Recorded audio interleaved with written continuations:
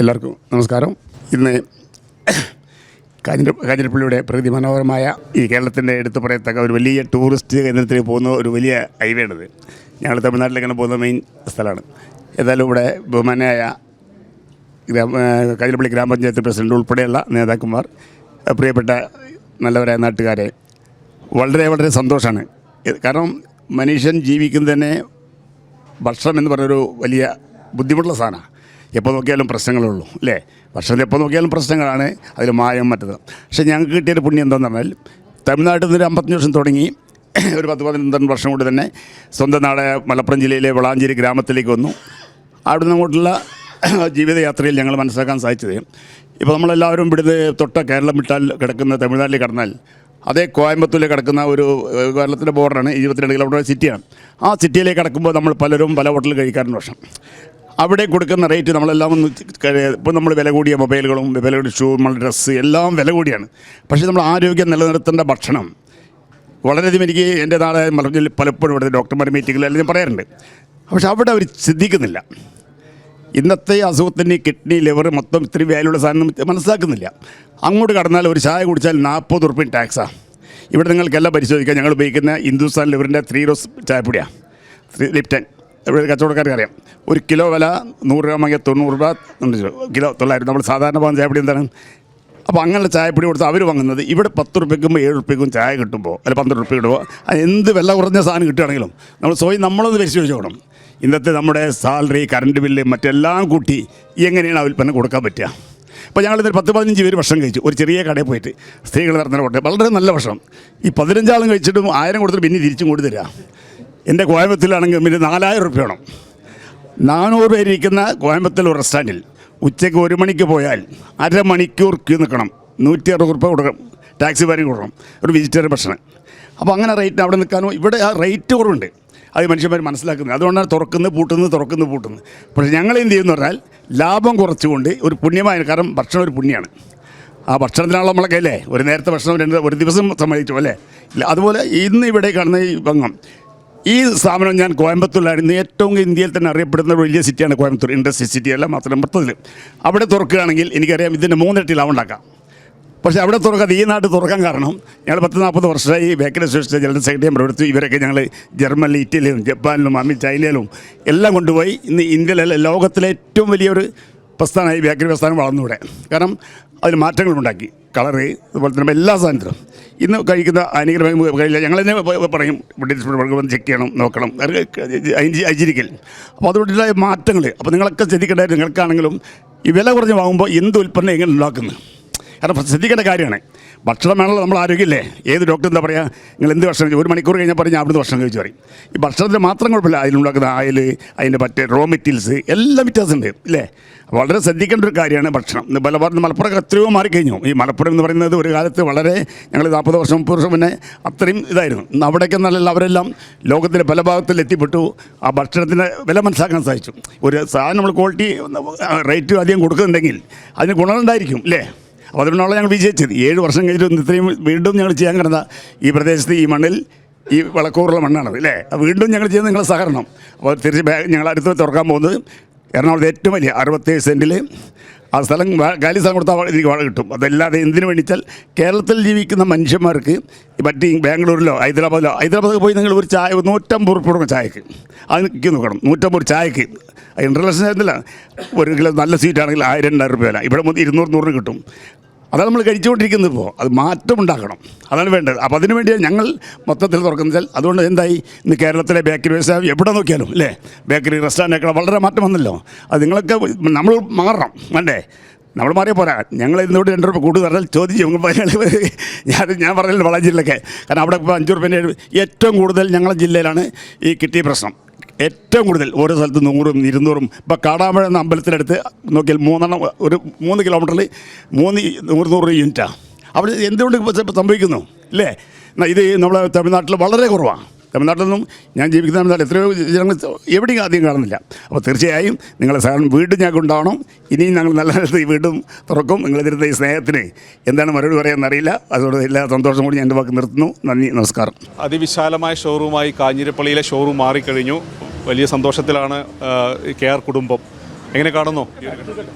അല്ല, വളരെ സന്തോഷത്തിൽ. കാരണം മനുഷ്യ ജീവിതത്തിൽ ഏറ്റവും കൂടുതൽ നമുക്ക് ഭക്ഷണമാണ് അല്ലേ. രാവിലെ ചായക്ക് വേണ്ടി ഞങ്ങൾ 1 കിലോമീറ്റർ നടന്നു. 6 മണിക്ക് എഴുന്നേറ്റ് ഒരു ചായ കിട്ടാൻ വേണ്ടിയിട്ട്. കാരണം ചായക്കട ഇല്ലാതിരിക്കും കാരണത്താൽ കാലഘട്ടത്തിൽ വെച്ച മാറ്റങ്ങൾ അവർ ചെയ്യാത്തതുകൊണ്ട് നഷ്ടമെന്ന് പൂട്ടിപ്പോയി. ഞങ്ങൾ ഉദ്ദേശിക്കുന്നതല്ല.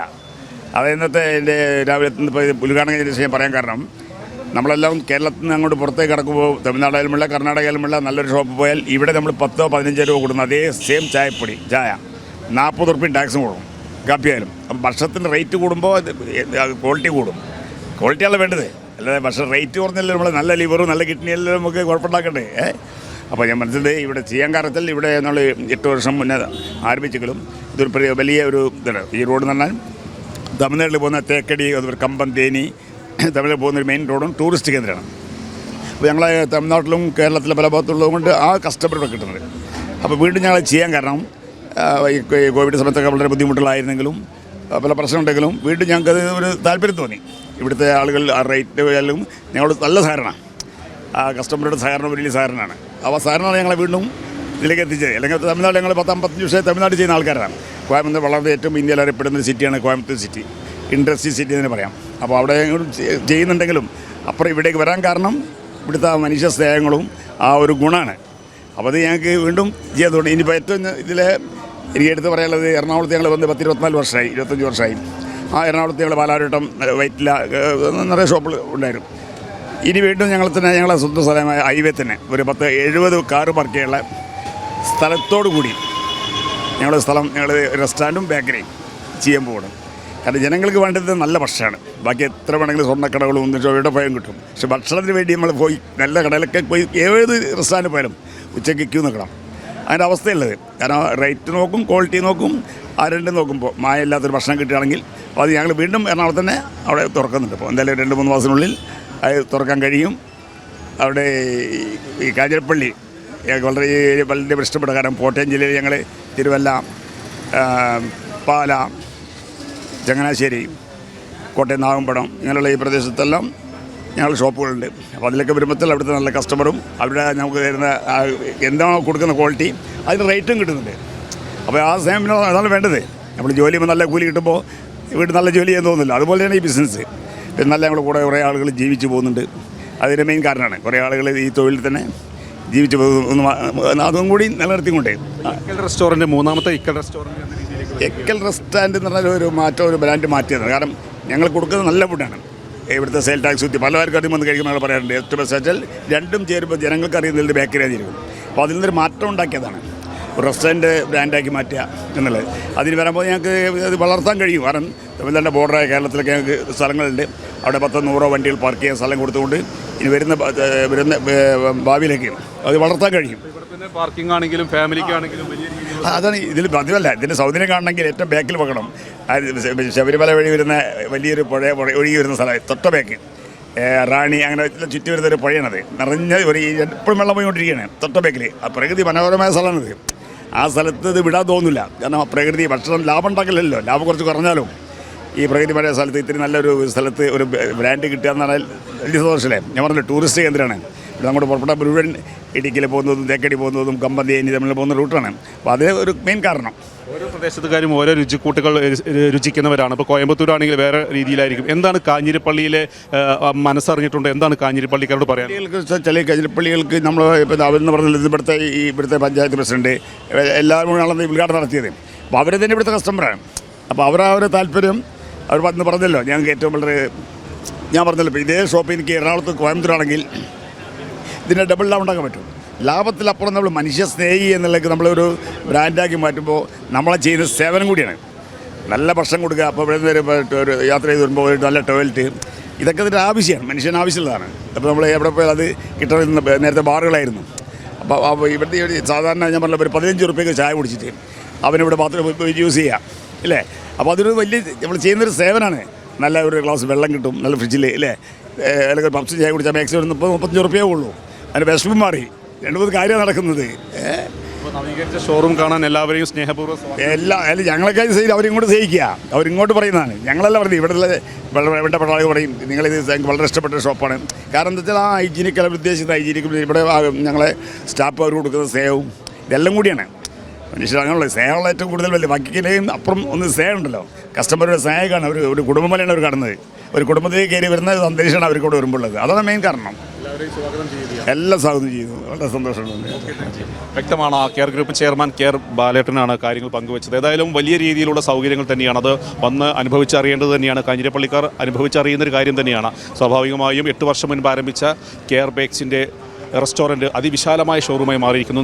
നൂറുകണക്കിന് വാഹനങ്ങൾ പാർക്ക് ചെയ്യാനുള്ള സൗകര്യം, ഒപ്പം തന്നെ വിശാലമായ ഫാമിലി റെസ്റ്റോറൻറ്റ്, മുകൾ നിലയിൽ AC റെസ്റ്റോറൻറ്റ് പ്രവർത്തിക്കുകയാണ്. അതുകൊണ്ട് തന്നെ വലിയ രീതിയിലുള്ള നല്ല രുചികരമായ കെയർ ബേക്സിൻ്റെ കെയർ റെസ്റ്റോറൻറ്റ് ഭക്ഷണം എല്ലാവർക്കും പരിചയപ്പെടുത്തേണ്ട ആവശ്യമില്ല. എല്ലായിടങ്ങളിലും കേരളത്തിലുടനീളം അത്തരത്തിലുള്ള കെയറിൻ്റെ റെസ്റ്റോറൻറ്റുകളുണ്ട്, കോയമ്പത്തൂരിലുണ്ട്.